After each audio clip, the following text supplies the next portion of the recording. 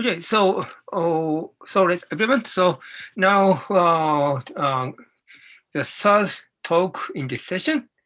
So the speaker is Professor Zeev Rudnick, and the title is Beyond Uniform Distribution. Okay, please start. Okay. Hello, everyone. Good morning, good evening, good night, wherever you are. I wanted to present a survey of questions mostly, which go beyond the traditional subject of uniform distribution. And I will spend 2 slides surveying what is uniform distribution and then discuss questions that go beyond uniform distribution that have occupied me in the past several years intermittently. So first, a reminder of what is uniform distribution. Let's say we have a sequence of points in the unit circle or the unit interval, and we say that that sequence is uniformly distributed if among the first n points, if you choose a subinterval of the unit interval and ask what is the proportion of points that fall into this subinterval, then that proportion is the relative length of the interval. So that's an old notion that I think was formalized by Emil Borel and people around him about 110 years ago. So there are many classical examples for it. For instance, if you look at the irrational rotation, which means you take an irrational number and look at all its multiples, meaning you have an arithmetic progression with step size, with increment alpha, then once you look at the fractional parts, then this is uniformly distributed. This was proven around 1909 by several people, by Bohl, by Sierpinski, and by Hermann Bahr, and maybe others. This is not difficult. An example of a dense sequence which is not uniformly distributed is the sequence of fractional parts of log of all the natural numbers. Okay, so it's easy to check that they are dense, and it's also quite easy to convince yourself that they are not uniformly distributed. So it's not that every sequence is uniformly distributed. Now, a major bit of progress in this area was done by Hermann Weil in a paper that appeared in 1916. And he proved that if you look at the fractional part of alpha times n squared, then these are uniformly distributed. So this was a problem that people like Hardy and Littlewood had been trying to solve at that time, and Weil beat them to it. And more generally, if you take the values at integers of any polynomial which has at least one irrational coefficient other than the constant term, then Weil proved that that sequence of numbers mod 1 is also uniformly distributed. So this is all over 100 years ago. So a few more examples. So if instead of looking at alpha n squared, let's look at alpha times n to the theta, where theta is now a real number which is not an integer. And then Fayet and Zilag showed that whenever theta is non-integer and alpha is any non-zero number, then this sequence of fractional parts is also uniformly distributed mod 1. Another example, which Stefan Bayer discussed extensively just before me, is when you take, instead of alpha times n, you restrict the integers to be primes. So the fractional parts of alpha times p, where alpha is irrational, those are also uniformly distributed mod 1. This is a non-trivial result that as Stefan Bayer described, is due to Vinogradov. So these are results for individual sequences. There is another bunch of results which are called metric theorems, which have to do with you take a fixed sequence and dilate it by alpha, and then you want uniform distribution for almost all alpha, if you can't prove it for individual alpha, or because it's not true for individual alpha. And there's a very general and a posteriori quite easy result due to Hermann Weyl, which says that if you take any sequence of distinct integers, then almost all dilates of the sequence are uniformly distributed. So for example, you can take the sequence of integers to be powers of 10, the sequence of powers of 10. And this metric theorem says that almost all dilates of the sequence are uniformly distributed modulo 1. And that actually has an arithmetic interpretation. It says that almost all real numbers are normal in base 10. So what is normal? So a number is simply normal when you take the decimal expansion of a number, every digit occurs equally often. So for instance, 7 occurs with probability 1/10, and so on. And this is simple normality. Normality says that if you take any fixed string of k digits, then it occurs with probability 1/10 to the k. So all strings of k digits occur with the same probability in the decimal expansion of alpha. And this definition of normality is equivalent to saying that the fractional parts of alpha times 10 to the n is uniformly distributed mod 1. So Weyl showed that almost all alpha are normal by showing that for almost all alpha, this sequence of alpha times 10 to the n is uniformly distributed mod 1. Now, this is one of these results where we only know the metric theorem. There are very few individual results here. So for instance, normality is not known for any naturally occurring numbers. For instance, I think Emile Borel conjectured that algebraic irrationalities are normal. And if you look at pi, then pi is surely normal. But we don't know how to prove such things. There are artificial explicit examples that were constructed. For instance, Champernowne's constant is the number where you take as the decimal expansion all integers. So you concatenate all decimal expansion of integers. So it's 0.1, 2, 3, 4, 5, 6, 7, 8, 9. So that's the most common password, I think, 10, 11, and so on.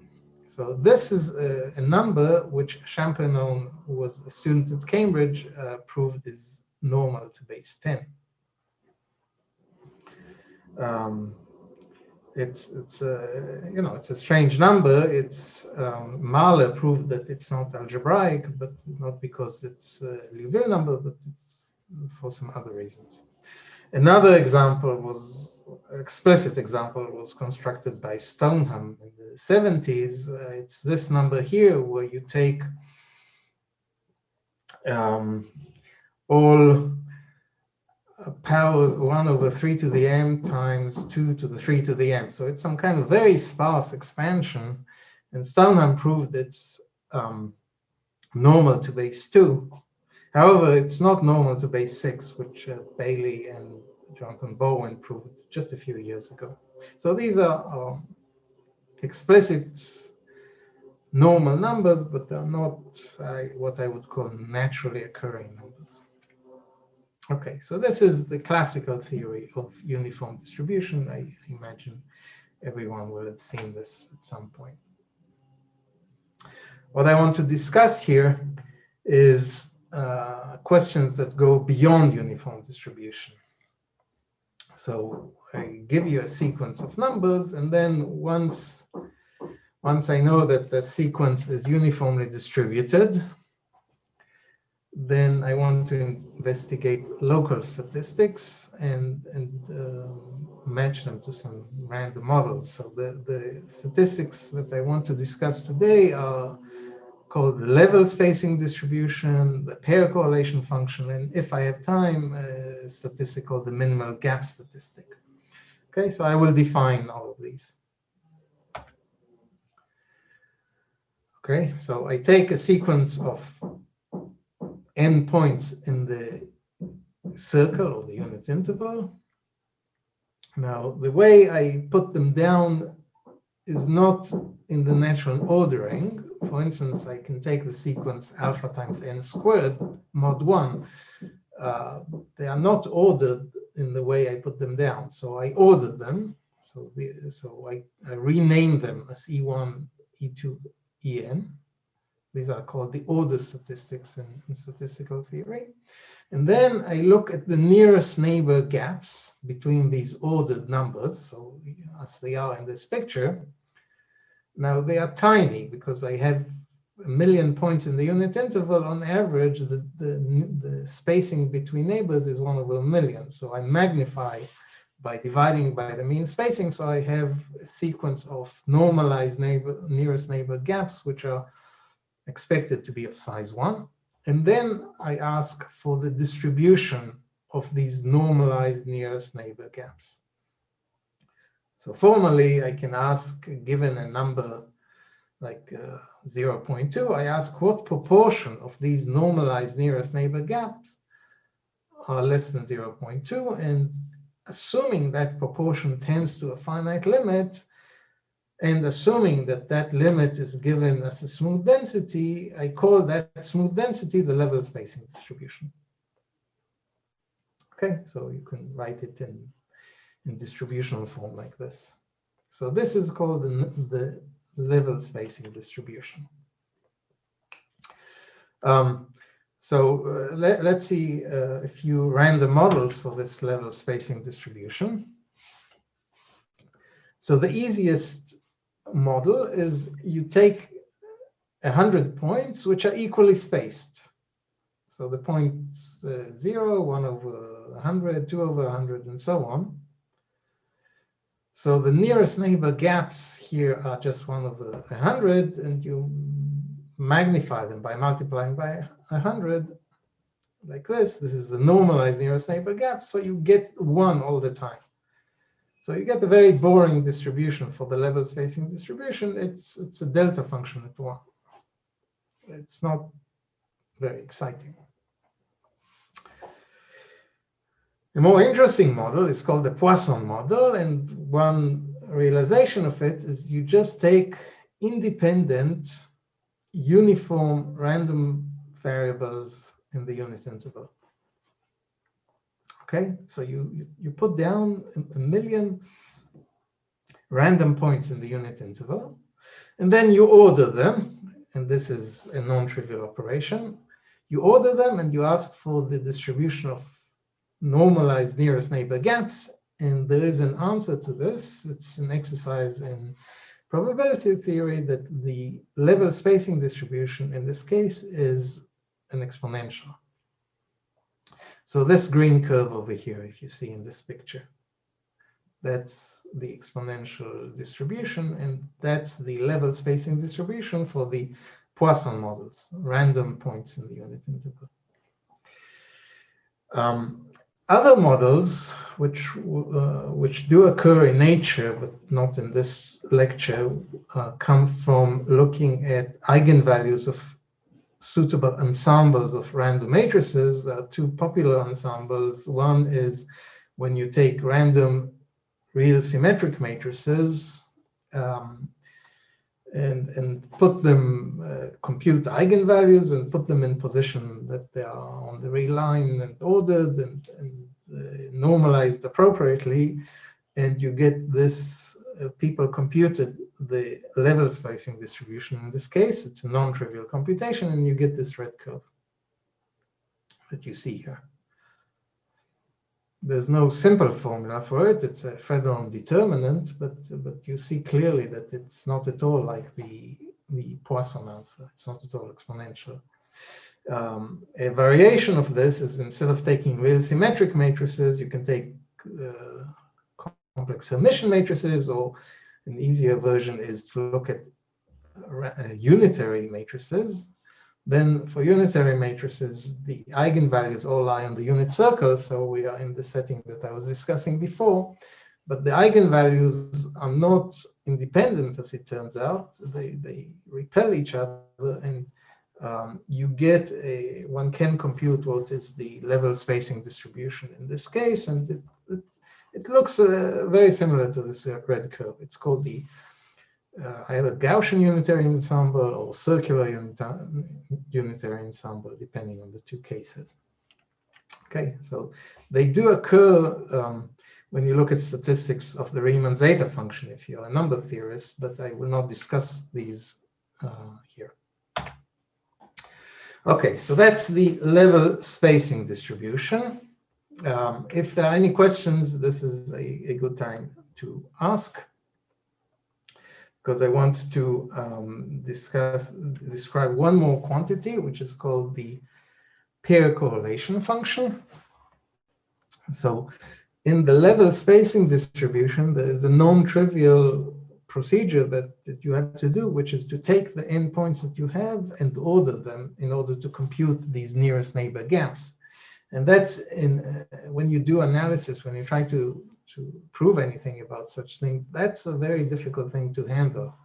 So a much somewhat easier quantity to handle is called the pair correlation function, where you look at differences not just between nearest neighbors, but between all elements of the sequences. So you look at pairwise differences of all elements of the sequences. Again, you measure them on the scale of the mean spacing. So if you have capital N points in the unit interval, the average spacing between neighboring pairs is 1 over n. So you look at for differences which are roughly of size 1 over n. So of course, you don't look at the difference between a point and itself. That's 0. That's not interesting. So you exclude that.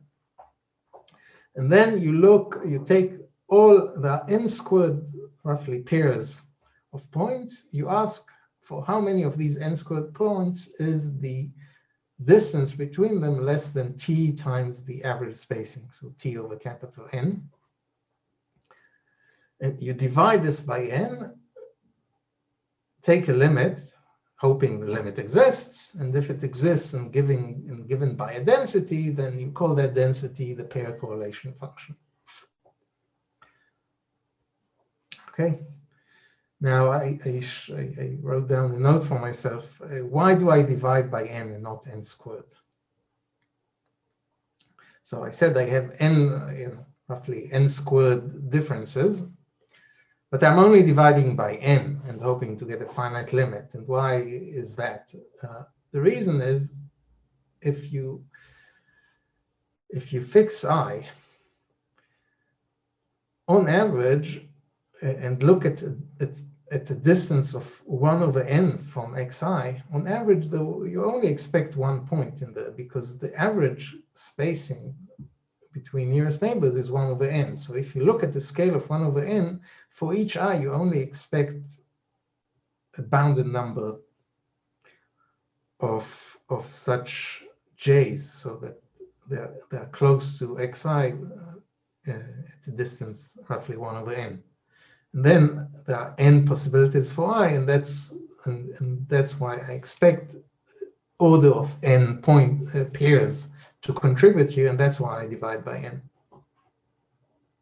Okay, so again, this is a definition, and it's not obvious and not necessarily true that this limit exists, and then even if it exists, how to compute it.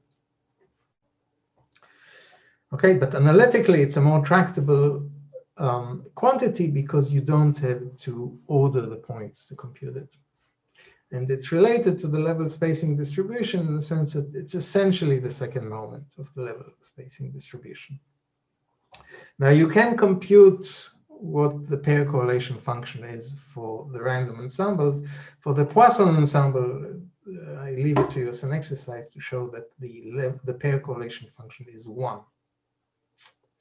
For the random matrix theory ensembles, it's a more involved computation. It can be done. And for instance, for the unitary matrices, it's given by 1 minus the square of the sine kernel. So in this picture here, the green line is the Poisson answer, just the density 1. But and the CUE example, this sine kernel is this orange line, which is 1 minus the square of the sine kernel, and you see it oscillates. Okay, so these are two quantities that I want to examine for the sequences that I've listed before in the classical theory of uniform distribution. So the first example I want to discuss is the spacings of alpha times n squared. So as I mentioned, Hermann Weyl showed that alpha times n squared are uniformly distributed mod 1 if alpha is irrational. And several years ago, I was thinking about this and actually trying quite hard to understand the level spacing distribution. And here is a numerical experiment. So I took alpha to be root 2, the square root of 2, and looked at alpha n squared when n runs from 1 to 2000. This is an easy thing to do numerically. Looked at the fractional parts, ordered them, and computed the histogram. And the histogram is this bar chart that you see here. And the blue curve is what you would get from e to the minus s. So in other words, you see very good agreement with the conjecture that the level spacing distribution is Poissonian in this case. So we conjecture that if alpha irrational is not enough. So it turns out that if you take Liouville numbers, then the spacings of alpha n squared just don't exist. There is no limit, so you shouldn't do this. But we do believe that if alpha is Diophantine, then the level spacing distribution looks like this picture. So just to remind people, Diophantine means that you cannot approximate alpha too closely by rational numbers, and we know that for any irrational, there are infinitely many approximations by p over q, which are less than 1 on q squared, so you want that to be the best you can do. So that's the definition of Diophantine, and we know, thanks to Roth's theorem, that algebraic irrationalities are Diophantine. We also know that almost all alpha are Diophantine. This is Hinchin's theorem. So we don't know how to prove this theorem for any example. This conjecture, it's not a theorem, it's a conjecture. So I don't know how to prove this conjecture for any single example of a Diophantine irrationality. So, okay, I can't do it. So instead, I look for a metric theorem. And the metric theorem I proved with Peter Salmak in, gosh, a long time ago. And it says that for almost all alpha, the pair correlation function is Poissonian. So I don't know how to deal with the level spacing distribution, but I do know the pair correlation function is Poissonian for almost all alpha. And the same result also holds if you take alpha times any integer polynomial, let's say n cubed plus 2n or something like this. So this is something that we do know, the pair correlation almost surely. We don't know it for any we do not know it for any individual value of alpha, but we know it almost surely. Okay, so this is alpha times n squared. So I was trying to do alpha times n squared, with not succeeding very much, and then I had an epiphany that if you twist, if you rotate your sheet of paper and instead of n squared do 2 to the n instead of n to the 2, then you may get something that is easier to study. And indeed it is. So what I showed with Alexandru Zaharescu, again some time ago, is that for almost all alpha, not only is the pair correlation of alpha times 2 to the n Poissonian, but we can actually do the level spacing distribution. So this is something that we don't know how to do for alpha times n squared, but we do know for alpha times 2 to the n. Okay, so the level spacing distribution is e to the minus s for almost all alpha.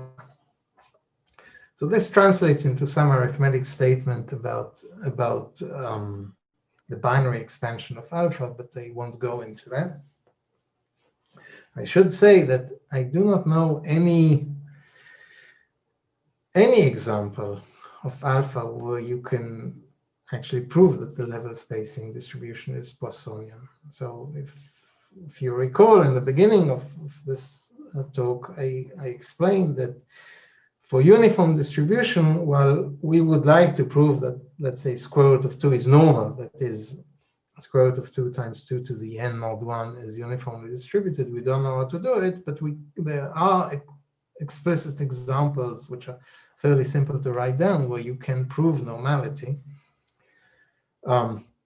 But it turns out that these explicit examples, and this is not that surprising, the level spacing is not Poissonian. They don't have a pair correlation function. So for instance, this Champernowne constant that I mentioned, so in base 2, you just write down all base 2 expansions of integers, concatenate them, and make them into an irrational. So the pair correlation function of alpha times 2 to the n for this number is not Poissonian. And the same goes for the Stoneham numbers. The Stoneham number, the pair correlation mod of alpha times 2 to the n is not Poissonian. So we don't know any explicit example where you can write down where the pair correlation function is Poissonian, even though it's true for almost all alpha.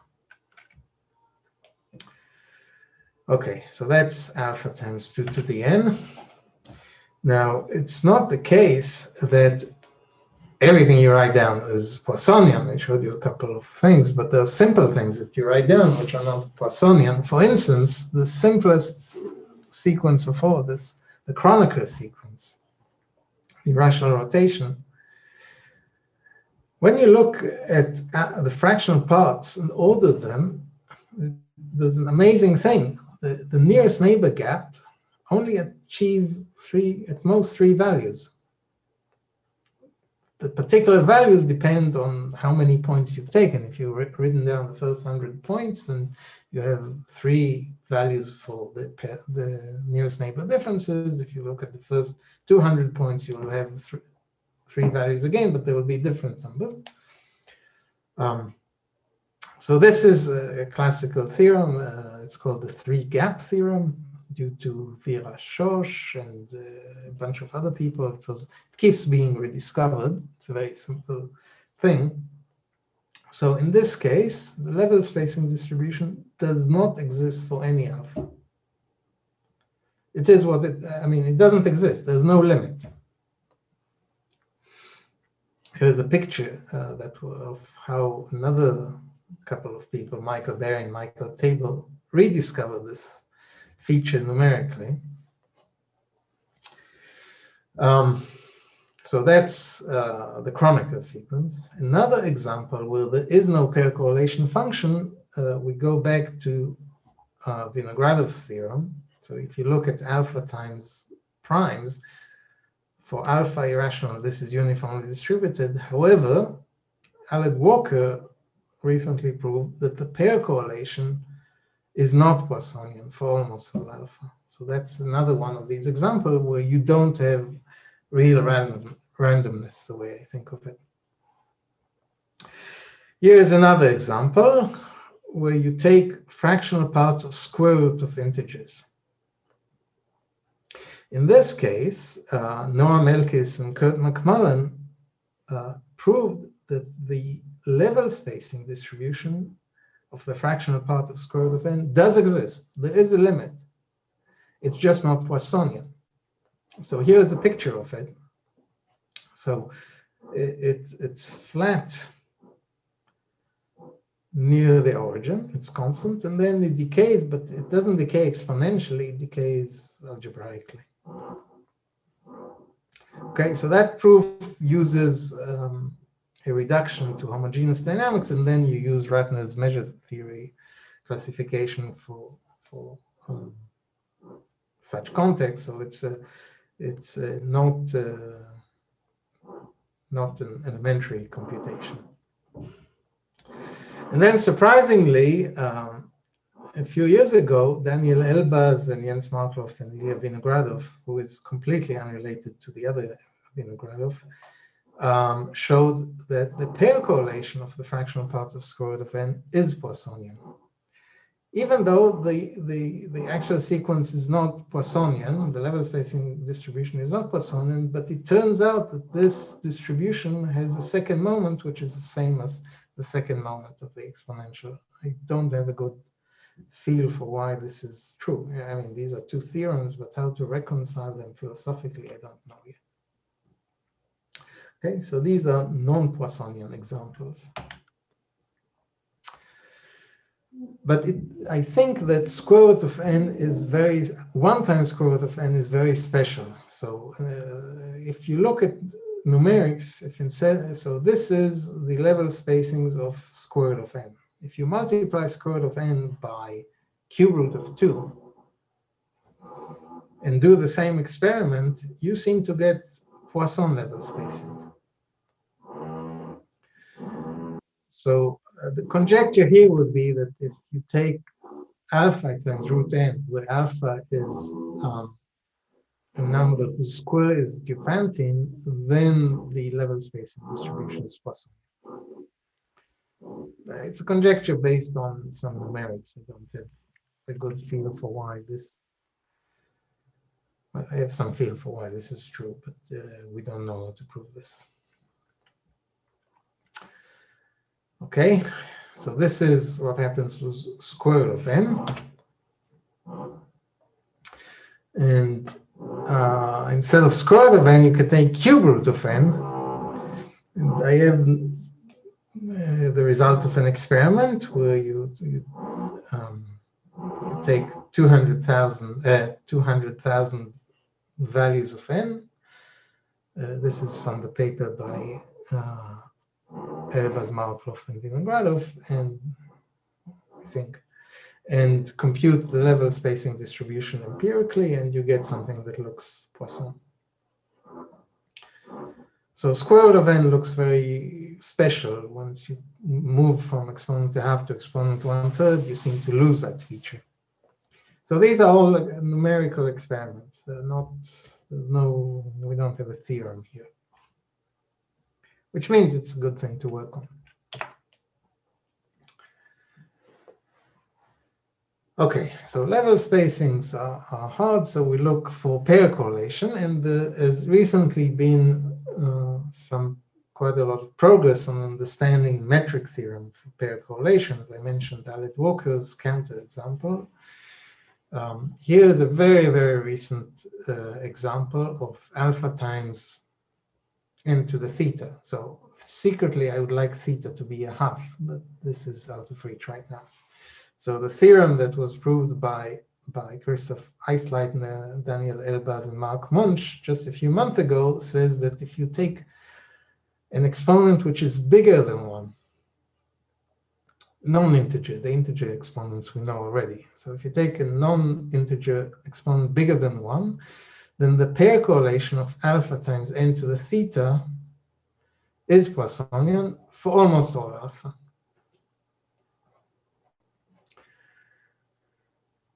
So we know the same result when theta is an integer bigger than 1. This is my work with Peter Samak from over 20 years ago, but the method is tailor-made for integer valued sequences, and n to the theta is not integer if theta is not an integer. So you have to do something different. And just to indicate the kind of mathematics that goes into these questions, indicate a key ingredient here is a version of what would have been the additive energy for integer sequences. So for integer sequence, says you just try, you would count quadruples of pairs for which the alternating sum is 0. But that's for integers. For real valued sequences like n to the theta, the appropriate notion, and not the inappropriate notion of additive energy would be to count solutions of a Diophantine inequality. So for instance, if I want to examine n to the theta, I will take quadruples k, l, m, and n, and ask for the number of solution of k to the theta plus L to the theta minus m to the theta minus n to the theta less than gamma. Gamma is some number less than 1.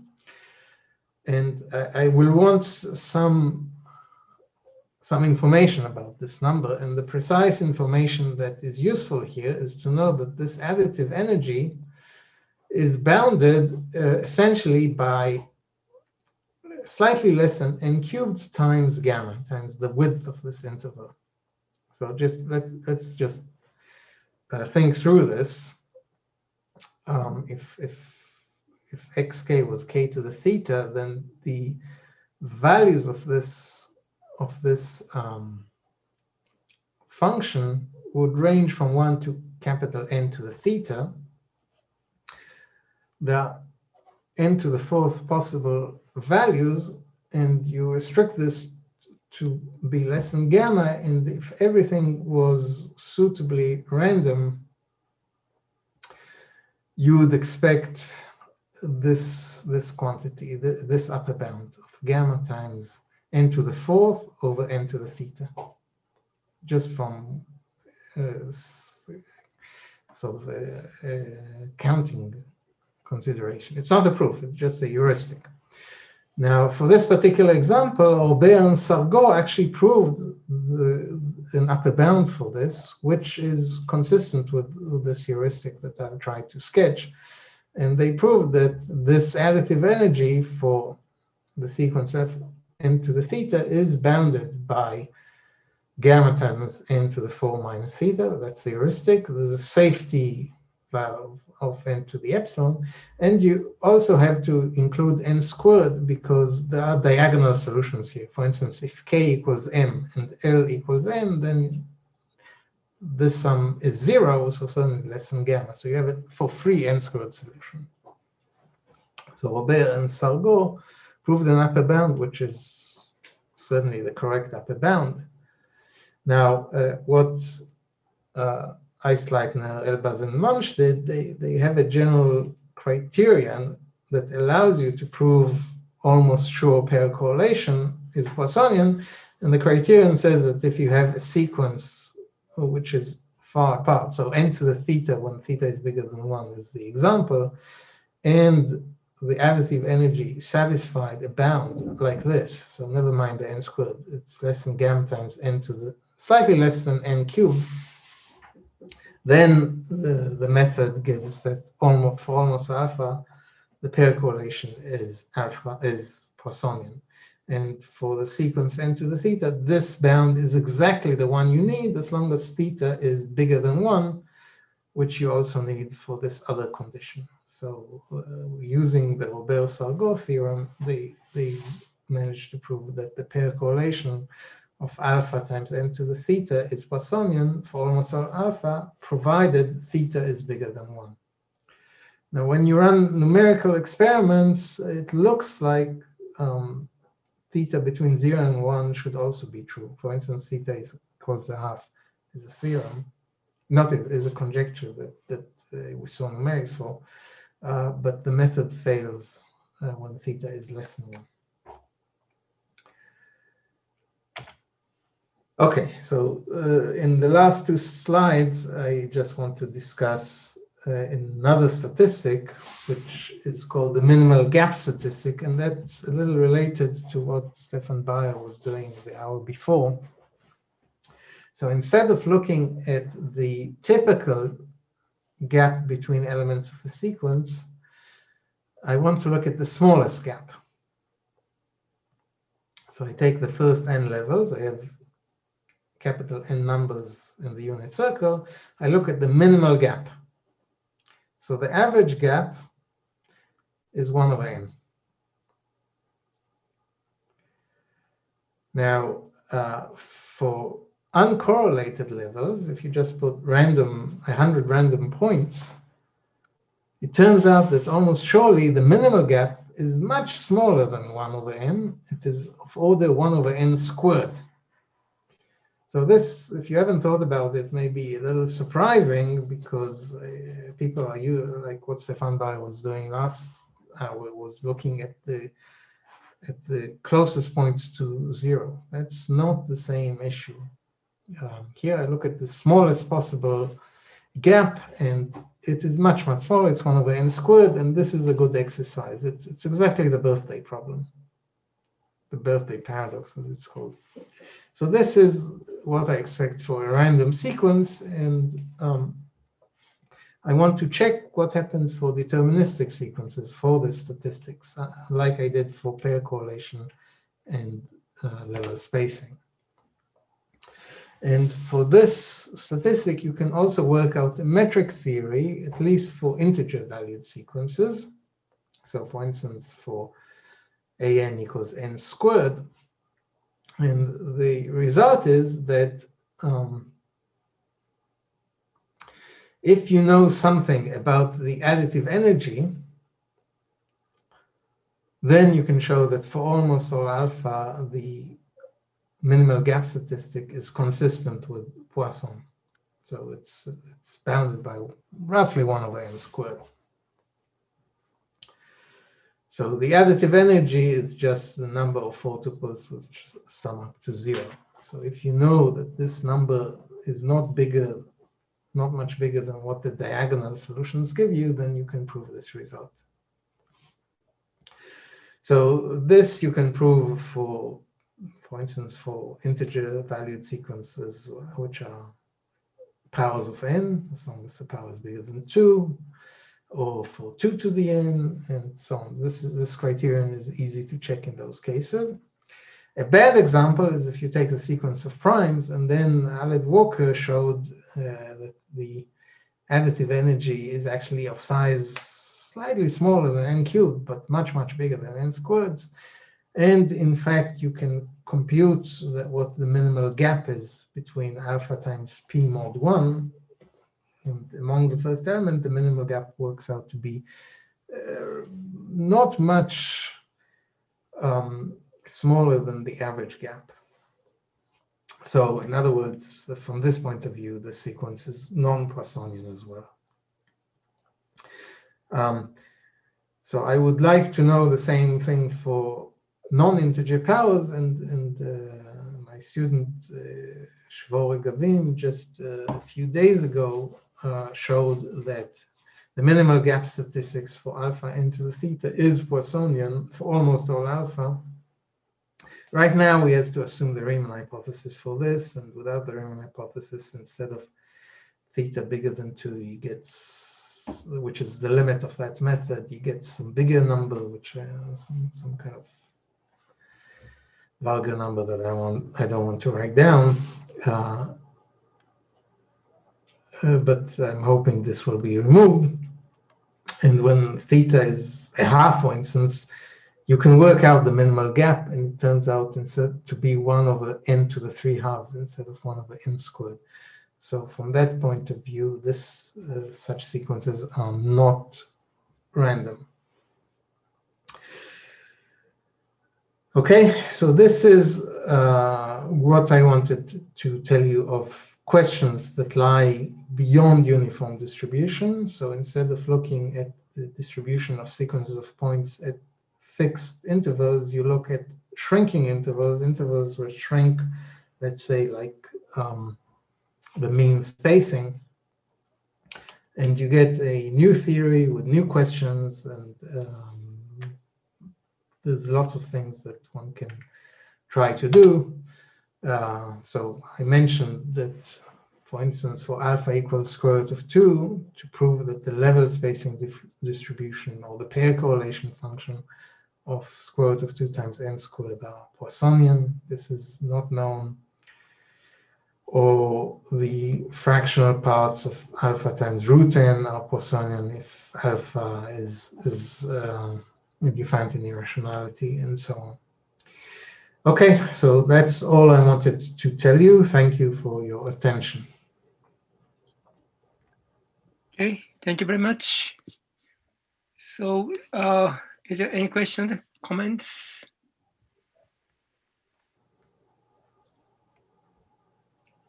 Yes. Yeah. I just had one question about the result, the last result that you stated on minimal gaps. Yes. Does it require the Riemann hypothesis for Dedekind zeta functions, or just the usual? No, just the ordinary hypothesis. Okay. And you stated the result of Allard-Walker, where you said that the distribution of the fractional part of alpha p is not Poissonian. So is something else known about the distribution? Or so what Allard-Walker did was compute this additive energy and actually establish what it was, and I don't think there is a limiting distribution. I don't think there's a limiting gap distribution at all. Thank you.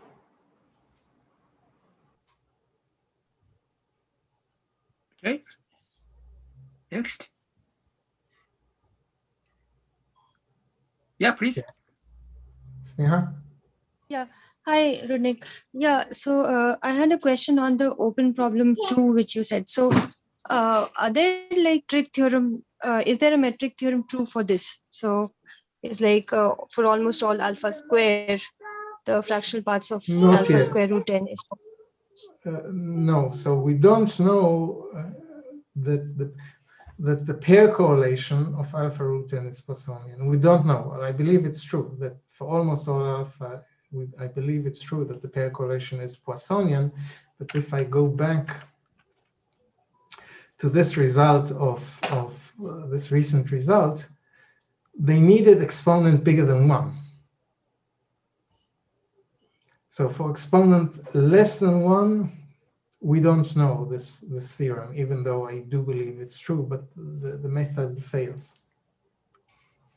It's a good problem to work on, but I don't know it. Okay. Thanks so much for pointing out this result of Eisliner and Munch, because so along with Nader Visha, we just showed that for almost all alpha, if A of n is lacunary, then the level spacing is Poissonian. Well, the level spacing exists. So the k-level correlations is Poissonian.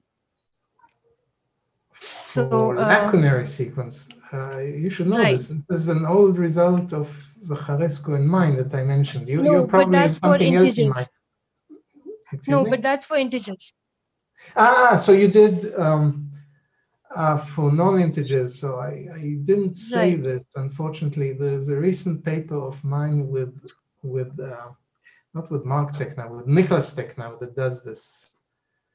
It just appeared. But that's not for k-level correlation, does it? So we did. Okay, thank you. Now I understand what you said. Okay, so we did pair correlation, and you did all k-level correlations. Right. Okay. So that's very nice. So you now know the. So let me just show people what Sneha is discussing. I didn't know about this result. So she's doing the analog of this result, where instead of alpha times 2 to the n, you look at alpha times e to the n. As an example.